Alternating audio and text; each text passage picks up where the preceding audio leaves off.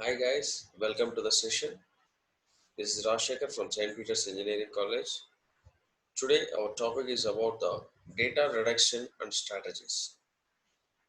Data reduction is a main technique using in the data pre-processing techniques. The data pre-processing, one of the best and advanced technique using is a data reduction. We have different strategies in the data reduction. Let's discuss the reduction of the data. What is a data reduction and why the data reduction is using in the data pre-processing techniques? Mainly the data reduction is using to reduce the size and maintain the same quality of the data in the data pre-processing stages. In the data reduction, obtain a reduced representation of the data set that is smaller in volume but yet produce the same quality and the same analytical results almost all same as the original data. So by using these data reduction, the database or data warehouse may store the terabytes of the data. With the complex data analysis may take a very long time in the run, and the complex data sets will be same in the data sets.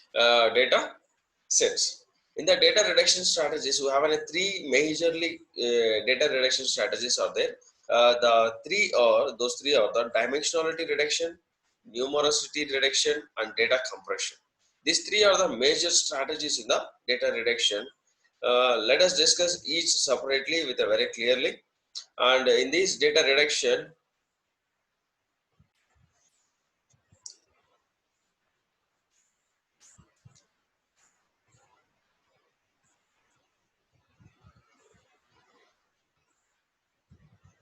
In this data reduction, the data reduction techniques can be applied to apply and reduce the representation of the data that is much smaller in the volume.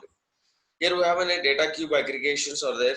So these data cube aggregations, where the aggregation operations are applied to the data in the construction of the data cube.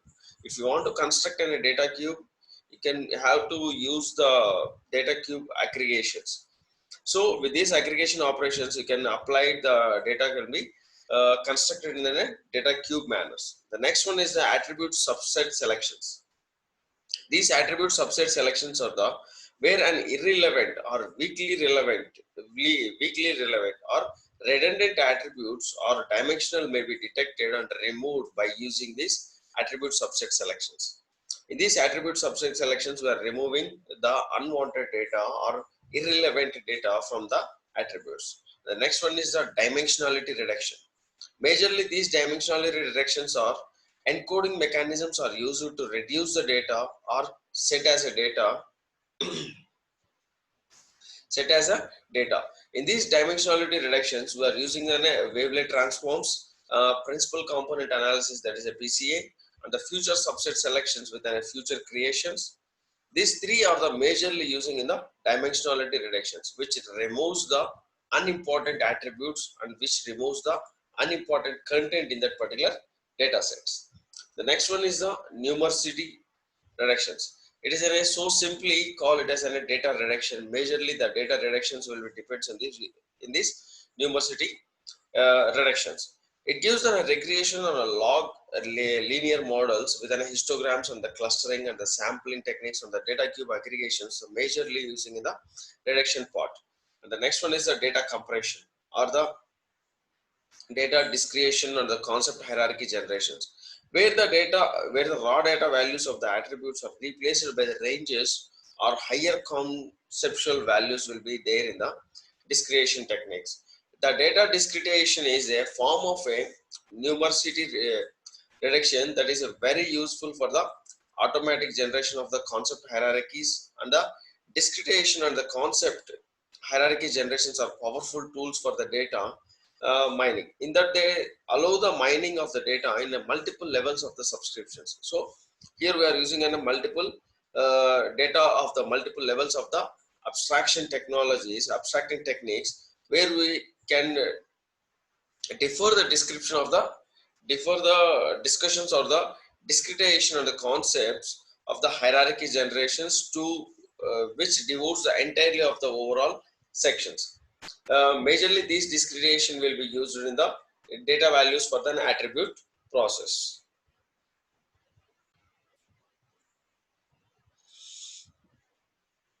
The next one is majorly will come into the dimensionality reductions.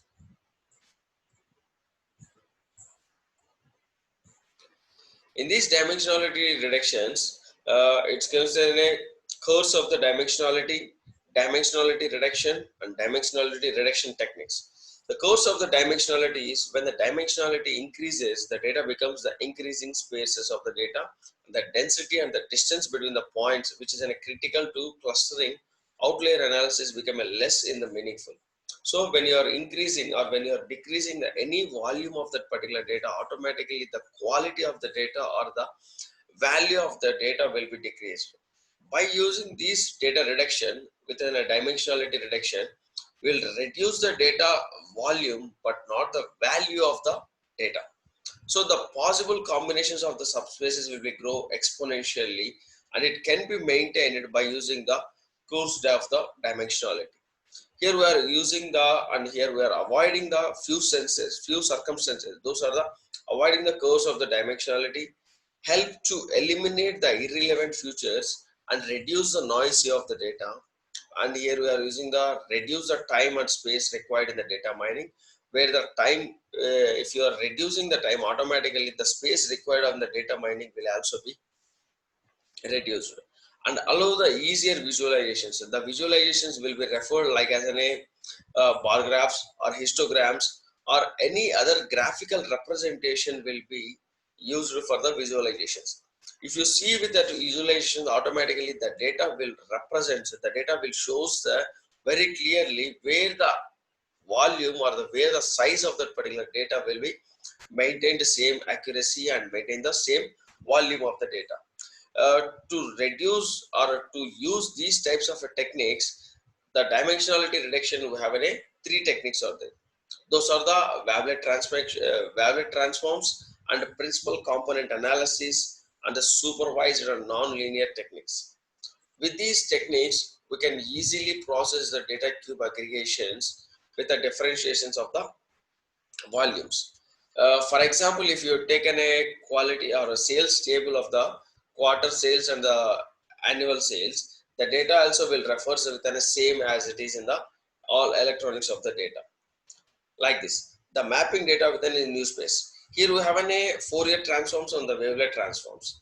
Here we have the four wave transforms, or will mention as it's a large of the volume which represents from the 0 minus 1 to the 1, and here we have a 15 to 5 and 0 to 0. So these are varies within a two sine waves plus noise and the frequency. So these three have any differentiations with the difference of the particular values here. Here we have a two sine waves. It gives only the wave representations. In the two sine wave plus noise, that means in these two sine waves and noise, we have noisy data is also available in that particular values. In the previously, we don't have that much of noise. So with the removing of these two, we will get a clear value of the frequency. So in this year, which shows a very clear transformation values will be presented in the frequency values. Now, what is a wavelet transform? Why we are using that wavelet transform? The wavelet transform is a discrete wavelet transform, that is a DWT, is a linear signal processing unit.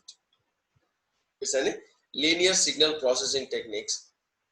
When they applied to a data vector, that is an X or Y transforms in the numerically different vectors as an X hyphen or X exclamatory of the wavelet coefficients. In these, we have two coefficients are there. Like to decompose a signal into a different frequency subbands, and which is applicable to the n-dimensional signals. For examples, in the previously, if you look into the particular image here, in the first image of the slice, we have an image of a girl, and when we are moving to the next slice, automatically that image will be differentiated within a different frequency, and that image will be disappear very less. When coming to the next one, it will decrease to the few levels, and the next one it decreases to the few levels. Like this, if the applicable to the n-dimensional signals, the image will be varies and the data is transformed to the previous related distances between the objects or the different levels of the resolutions. Automatically, if you apply the decomposers, the signals and the image clarity will be reduced by expanding of all the things. So if you look at the normal image on your mobiles or the laptops, automatically if you zoom that particular image, the pixel varies will be in a very different, and it shows in a very clearly that the variation of the pixels. So the data are transformed to the preserved relative distance between the objects at a different levels of the resolutions. So by using these wavelet transforms, we can use in a different signal processings, and we can use the different resolutions of the process. Allow the natural clusters to become in a more distinguishable. So maximum clusters and the maximum resolution changes will be applied by using this wavelet transforms, and it is used to the image compressions also. For example, if your image having a size of the 1 MB, if you apply these wavelet transform, automatically the 1 MB file will become a 250 KB or 200 KB or 150 KB. Why? Because the used image will be compressed, and the compressed image will have a different frequency, and the dimensions are also will be vary from the previous one. Here we have if you observe here, we have two types of waves are there. Those are the discrete wavelet transforms for the linear signal processing or the multi-resolution analysis. The compressed approximation will store only small fractions of the strongest of the wavelet coefficients. If your wavelet coefficients or their multiple coefficients are available in that particular process, it will store only the small fractions and the strongest fractions of that particular coefficients. Similarly to the discrete Fourier transforms, but the different the lossy compression and the localized in the space. So here we have a localized in the space. If you observe the above image, the DWT is closer related to the discrete Fourier transforms signal problems. The length L1 and L2 will have a separations here method. The length L must be the integer power of the 2 with the padding of the zeros when it is necessary. Each transform has two functions. One is a smoothing function, another one is the differences of the function. Applies to the pair of the data and resulting the two sets of the data, which is an L by 2. L by 2, and applies the two functions recursively until reaches the desired signal. The length L of the each transform, the two functions are applied to the pair of the data points in X. That is, to all pairs of the measurements, we have an X1 and X2 values will be there in that particular processes. Here, if you consider as a resolutions 8, in this table, the compressions may small detail coefficients will be replaced with the zeros, and only the significant coefficients are the retained. So, the averages of the here we have an 8 resolutions, 4 resolutions, 2 resolutions, and 1 resolutions. Here the 8 resolutions will have an 8 values, 4 resolutions will have an 4 values, 2 resolutions will have an 2 values, and 1 resolution will have an 1 value with an averages of that particular coefficients. These coefficients will be clearly, and a detailed coefficients will be mentioned in the there with an decimal values. Those are the zeros, ones, and half coefficients. Those coefficients, significant coefficients, will be mentioned here. A mathematical tool for the space efficient hierarchical decompose of the functions will be mentioned is there very clearly within a wavelet decompositions. This is the original frequency distributions with the coefficient supports. The coefficient supports will mention in the plus and minus values with that particular hierarchical decomposition structure with an error tree, like as our decision tree. Here we have an error tree, that is an AKA error tree. Why the wavelet transformations is required? Use the hardship filters for emphasizing of the each of the points clusters, and it shows that a superior weaker information to their boundaries. The next one is the principal component analysis. There is in a PCA. To find a projection that captures the large amount of variations in the data, which can be shown in this graph. It graph shows the variations of the data. The original data are projected on much of the smaller spaces with the resulting of the dimensional reductions. We find the vectors of the covariance matrices, and these eigenvectors define the new spaces. For example, x2, x1 are the x-axis and y-axis. When the data is projected, when the original data is projected within a smaller space, it shows within a different values. Let's take as a given n data vectors from the n dimensionals from k less than or equal to n orthogonal vectors with that can be a best used to the represent of the data. Here we can be the normalized data will be provided. It is in a computational inexpensive can be applied to order and unordered attributes, and it can be handled by using a sparse data and skewed data. In the multi-dimensional data, for more than two-dimensional views can be reduced by the problem to the two dimensionals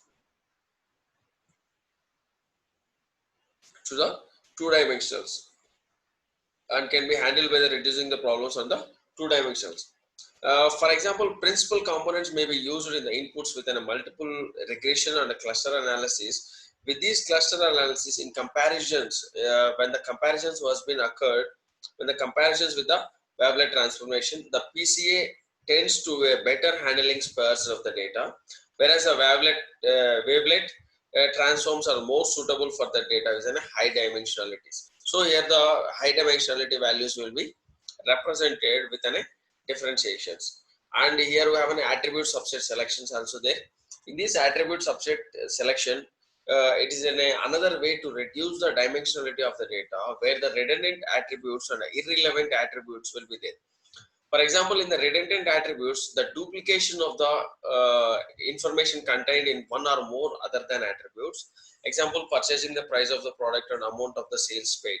In the irrelevant attributes are also contains no information that is useful for the data mining task at hand. Example, student IDs and all student IDs or with differentiations of the values will be there in the redundant attributes and the irrelevant attributes. Here we have uh,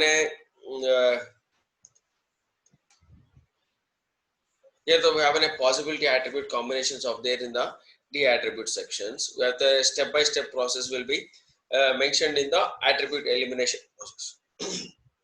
The best stepwise future selections are the single attribute is picked first, and the next best attribute conditions will be the next one. So like this, the best process and the best attributes are selected sequentially.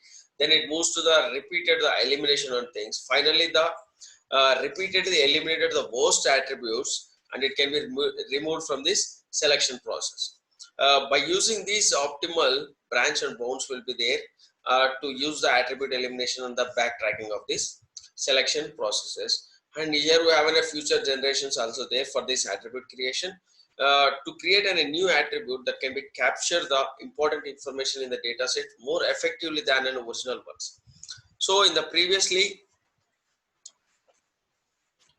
if you are using if you are capturing the images, automatically the create new attributes will have a more efficiently with the original ones. Automatically the previous one will be deleted. For this process, we have three general methodologies. One is an attribute extraction, second one is a mapping data to the new space, and third one is the attribute constructions. With these three methodologies, the next generation, that is the attribute creation, will be done to get the better values with the perfections of the with an advanced features of the values. Thank you.